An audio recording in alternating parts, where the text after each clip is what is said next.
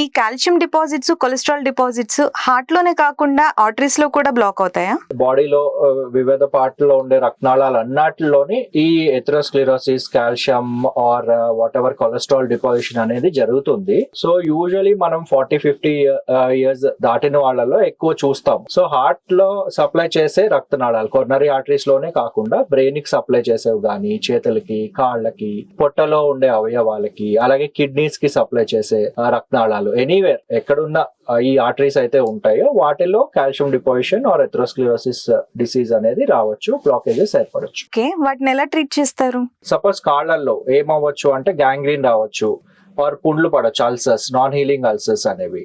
So అదే పొట్టలో అయితే తిన్న వెంటనే నొప్పి రావచ్చు, మనం మీజెంట్రిక్ ఇష్కిమియా అంటాము.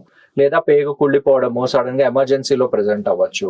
కిడ్నీలో ఒకవేళ బ్లాక్స్, కిడ్నీ సప్లై చేసే ఆర్టరీస్ లో అయితే కనుక వాళ్ళకి హై బ్లడ్ ప్రెషర్, మెడికేషన్ మీద ఉన్నా కూడా కంట్రోల్లో రాకపోవడము. సో బ్రెయిన్ కి సప్లై చేసే ఆర్టరీస్, కెరోటిడ్స్ లో అయితే కనుక stroke or stroke like symptoms, TIA అంటాము, వాటితో ప్రెసెంట్ అవ్వడము. సో ఇవి యూజువలీ కాజెస్ ఉంటాయి.